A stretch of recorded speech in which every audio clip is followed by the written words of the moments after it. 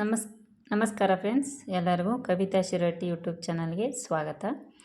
ಕಳೆದ ಒಂದು ವಿಡಿಯೋದಲ್ಲಿ ನಾವೇನು ತಿಳ್ಕೊಂಡಿದ್ದೀವಪ್ಪ ಅಂತಂದರೆ ಸಂಧಿಗಳ ಬಗ್ಗೆ ತಿಳ್ಕೊಂಡಿದ್ವಿ. ಸಂಧಿಗಳಲ್ಲಿ ಬರ್ತಕ್ಕಂಥ ಪ್ರಕಾರಗಳ ಬಗ್ಗೆ ತಿಳ್ಕೊಂಡಿದ್ವಿ.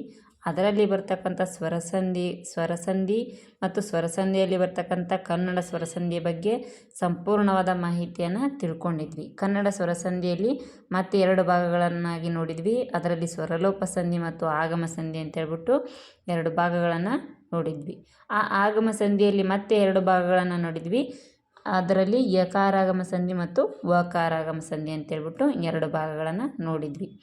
ಅದೇ ರೀತಿಯಾಗಿ ಆ ವಿಡಿಯೋವನ್ನು ಇನ್ನೂ ಯಾರು ನೋಡಿಲ್ವೋ ಅವರು ಕೆಳಗಡೆ ಡಿಸ್ಕ್ರಿಪ್ಷನಲ್ಲಿ ಇದರ ಲಿಂಕನ್ನು ಕೊಟ್ಟಿರ್ತೀನಿ, ಯಾವಾಗ ಬೇಕಾದರೂ ನೋಡ್ಬೋದು. ಹಾಗಾದರೆ ಇವತ್ತಿನ ಒಂದು ಕ್ಲಾಸ್ ಸ್ಟಾರ್ಟ್ ಮಾಡೋದಕ್ಕಿಂತ ಮುಂಚೆ ಇನ್ನೂ ಯಾರು ನನ್ನ ಚಾನಲ್ಗೆ ಸಬ್ಸ್ಕ್ರೈಬ್ ಆಗಿಲ್ವೋ ಅವರೆಲ್ಲರೂ ನನ್ನ ಚಾನಲ್ಗೆ ಸಬ್ಸ್ಕ್ರೈಬ್ ಆಗಿ ದಯವಿಟ್ಟು ನನ್ನ ವಿಡಿಯೋಗೆ ಒಂದು ಲೈಕ್ ಕೊಡಿ.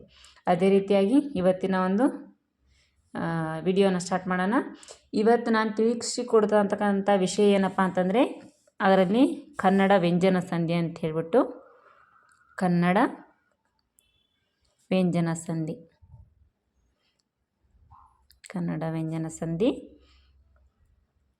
ಈ ಕನ್ನಡ ವ್ಯಂಜನ ಸಂಧಿಯಲ್ಲಿ ಏನಪ್ಪ ಅಂತಂದರೆ ನಾವು ಇವತ್ತು ನೋಡ್ತಾ ಇರೋದು ಏನಪ್ಪ ಅಂತಂದರೆ ಇದರಲ್ಲಿ ಆದೇಶ ಸಂಧಿಯ ಬಗ್ಗೆ ನೋಡ್ತೀವಿ. ಆದೇಶ ಸಂಧಿ ಅಂದರೆ ಏನಪ್ಪ ಅಂತಂದರೆ ಇಲ್ಲಿ ಸಂಧಿ ಕಾರ್ಯವು ನಡೆಯುವಾಗ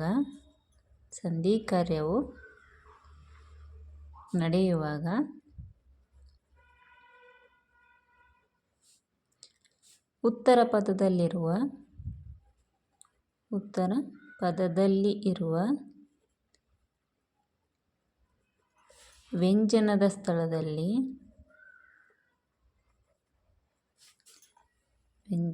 ಸ್ಥಳದಲ್ಲಿ ಬೇರೊಂದು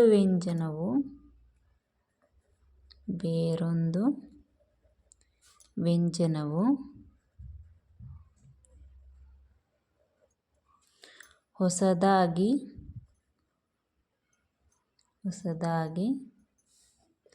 ಬರುವುದಕ್ಕೆ ಆದೇಶ ಸಂಧಿ ಎನ್ನುವರು.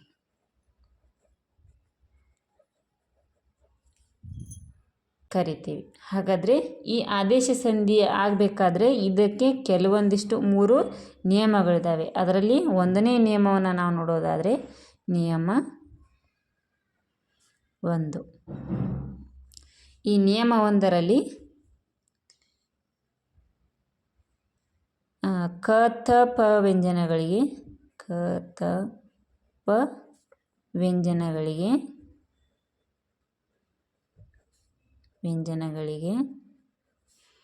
ಗ ದ ಬ ವ್ಯಂಜನಗಳು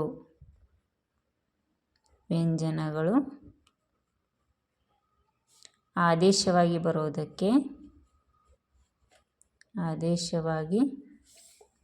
ಬರುವುದಕ್ಕೆ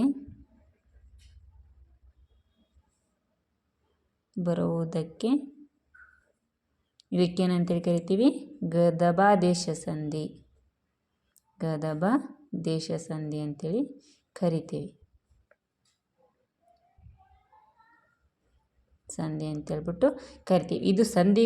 ಇದು ಒಂದು ಆದೇಶ ಸಂಧಿಯ ಒಂದು ಮೊದಲನೇ ನಿಯಮ. ಇದನ್ನು ಉದಾಹರಣೆ ರೂಪದಲ್ಲಿ ನಾವು ಬಿಡಿಸೋದಾದರೆ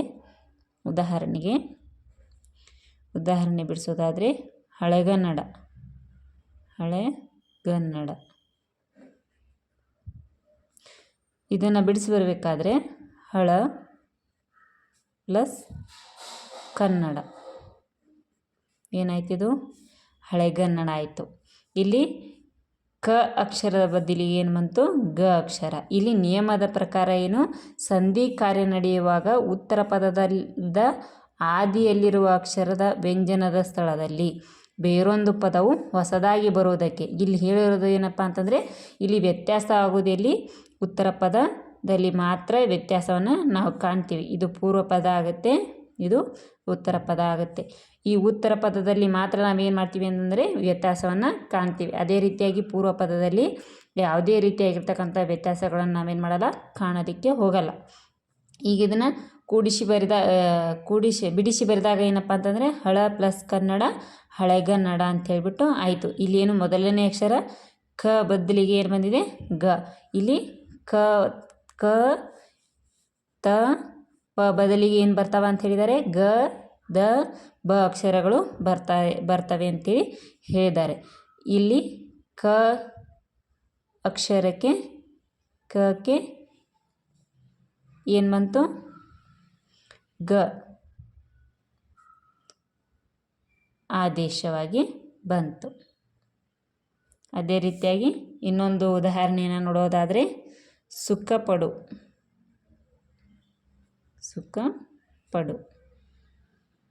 ಇದನ್ನು ಬಿಡಿಸಿ ಬರೆಯೋದಾದರೆ ಸುಖ ಪಡುವಲ್ಲ ಸುಖಬಡು ಸುಖಬಡು. ಇದನ್ನು ಬಿಡಿಸಿ ಬರೆದಾಗ ಸುಖ ಪ್ಲಸ್ ಪಡು ಇದೇನಾಯಿತು ಅಂತಂದರೆ ಸುಖಬಡು ಅಂತ ಹೇಳಿಬಿಟ್ಟು ಆಯಿತು. ಇದು ಪೂರ್ವ ಪದ ಆಯಿತು, ಇದು ಉತ್ತರ ಪದ. ಇಲ್ಲಿ ಪೂರ್ವ ಪದದಲ್ಲಿ ಯಾವುದೇ ರೀತಿಯಾಗಿರ್ತಕ್ಕಂಥ ಬದಲಾವಣೆಯನ್ನು ನಾವು ಕಾಣೋದಿಲ್ಲ. ಇಲ್ಲಿ ಉತ್ತರ ಪದದ ಆದಿ ಅಕ್ಷರದಲ್ಲಿ ಪದ ಬದಲಿಗೆ ಯಾವ ಅಕ್ಷರ ಬಂದಿದೆ ಬ ಅಕ್ಷರವು ಬಂದಿದೆ. ಇಲ್ಲಿ ಕ ತ ಪ ಬದಲಿಗೆ ಏನು ಬರ್ತವೆ ಅಂತ ಹೇಳಿದರೆ ಗ ದ ಬ ಅಕ್ಷರಗಳು ಬರ್ತವೆ ಅಂತ ಹೇಳಿದ್ದಾರೆ. ಇಲ್ಲಿ ನಿಯಮದ ಪ್ರಕಾರ ಕ ತ ಪ ಬದಲಿ ಕ ಒಂದು ಜಾಗದಲ್ಲಿ ಏನು ಬಂದಿದೆ ಗ ಬಂದಿದೆ. ಈಗ ಪ ಒಂದು ಜಾಗದಲ್ಲಿ ಯಾವ ಅಕ್ಷರ ಬಂದಿದೆ ಬ ಅಕ್ಷರವು ಬಂದಿದೆ. ಅಂದರೆ ಸುಖ ಬಡು ಅನ್ನೋಂಥ ಅಕ್ಷರವನ್ನು ಬಿಡಿಸಿ ಬರೆದಾಗ ಸುಖ ಪ್ಲಸ್ ಪಡು ಅಂತ ಹೇಳ್ಬಿಟ್ಟು ಆಗುತ್ತೆ. ಇಲ್ಲಿ ಪ ಸ್ಥಳಕ್ಕೆ ಪ ಎಂಬ ಸ್ಥಳಕ್ಕೆ ಯಾವುದು ಬ ಆದೇಶ ಬ ಎಂಬುದು ಆದೇಶವಾಗಿ ಬಂದಿದೆ. ಅದೇ ರೀತಿಯಾಗಿ ಈಗ ಕಂಬನಿ ಬಿಡಿಸೋಣ.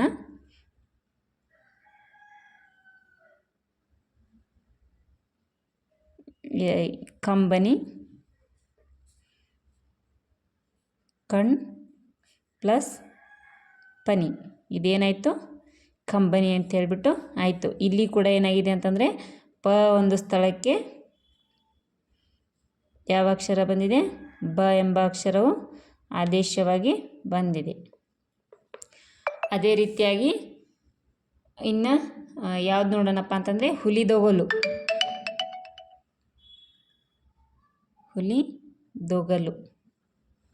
ಹುಲಿದೊಗಲು ಬಿಡಿಸಿ ಬರೆದಾದರೆ ಹುಲಿ ಪ್ಲಸ್ ತೊಗಲು ಇದೇನಾಯ್ತಪ್ಪ ಅಂತಂದರೆ ಹುಲಿದೊಗಲು ಆಯಿತು. ಇದು ಪೂರ್ವ ಪದ, ಇದು ಉತ್ತರ ಪದ.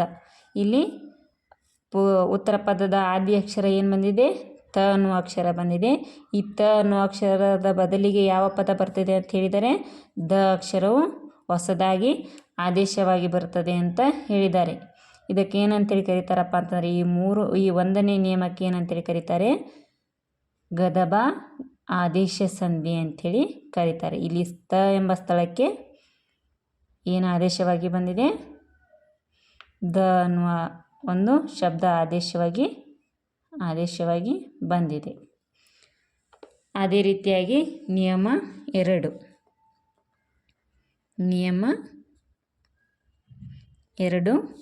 ಎರಡನೇ ನಿಯಮ ಏನು ಹೇಳುತ್ತಪ್ಪ ಅಂತಂದರೆ ಪ ಬ ಮ ವ್ಯಂಜನಗಳಿಗೆ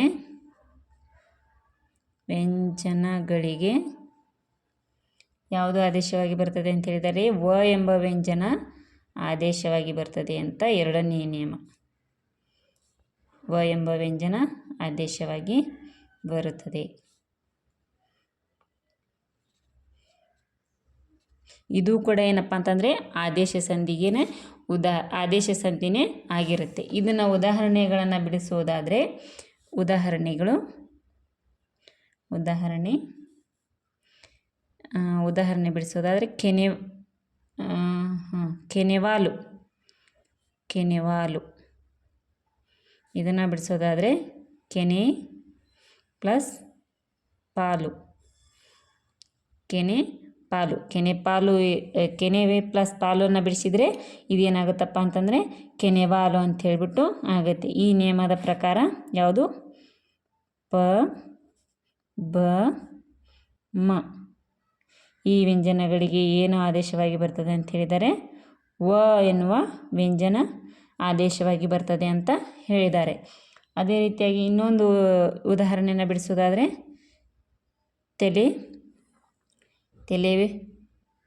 ತಲೆವಾಗು ಇದನ್ನು ಬಿಡಿಸೋದಾದರೆ ತಲೆ ಪ್ಲಸ್ ಬಾಗು ಇದೇನಾಗುತ್ತೆ ತಲೆವಾಗು ಅಂತ ಹೇಳ್ಬಿಟ್ಟಾಗತ್ತೆ. ಬ ಅನ್ನುವ ಅಕ್ಷರದ ಬದಲಿಗೆ ಯಾವ ಅಕ್ಷರ ಬಂದಿದೆ? ವ ಎನ್ನುವ ಅಕ್ಷರವು ಆದೇಶವಾಗಿ ಬಂದಿದೆ. ಅದೇ ರೀತಿಯಾಗಿ ಎಲೆವನೆ ಇದನ್ನು ಬಿಡಿಸಿ ಬರೆದಾಗ ಎಲೆ ಪ್ಲಸ್ ಮನೆ ಇದೇನಾಗತ್ತಪ್ಪ ಅಂತಂದರೆ ಎಲೆವನೆ ಅಂತೇಳಿ ಆಗುತ್ತೆ. ಈ ಮ ಅನ್ನುವ ಅಕ್ಷರದ ಬದಲಾಗಿ ಯಾವ ಅಕ್ಷರ ಬಂದಿದೆ? ಇಲ್ಲಿ ವ ಎನ್ನುವ ಅಕ್ಷರವು ಬಂದಿದೆ. ಇದೇ ರೀತಿ ಇದು ಕೂಡ ಏನಪ್ಪ ಅಂತಂದರೆ ಇವು ಕೂಡ ಒಂದು ಆದೇಶ ಸಂಧಿಗೆ ಉದಾಹರಣೆಗಳು ಆಗ್ತವೆ. ಇನ್ನು ಮೂರನೇ ನಿಯಮ 3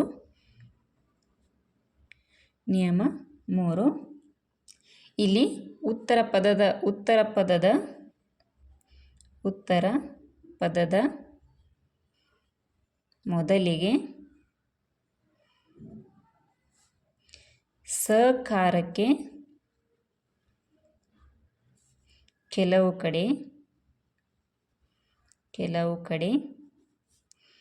ಛ ಮತ್ತು ಝ ಕಾರವು ಆದೇಶವಾಗಿ ಬರುವುದು. ಇದು ಕೂಡ ಏನಪ್ಪ ಅಂತಂದರೆ ಒಂದು ಆದೇಶ ಸಂಧಿಯ ಒಂದು ನಿಯಮ ಆಗಿರುತ್ತದೆ. ಇದನ್ನು ಕೂಡ ಏನಂತೇಳಿ ಕರೀತಾರಪ್ಪ ಅಂತಂದರೆ ಆದೇಶ ಸಂಧಿನೇ ಅಂತ ಹೇಳ್ಬಿಟ್ಟು ಕರೀತಾರೆ. ಇನ್ನು ಉದಾಹರಣೆಯನ್ನು ನೋಡೋದಾದರೆ ಉದಾಹರಣೆಗೆ ಇಂಚರ ಅನ್ನೋದನ್ನು ಬಿಡಿಸೋಣ. ಇಂಚರ ಇದನ್ನು ಬಿಡಿಸಿ ಬರೆದಾಗ ಇನ್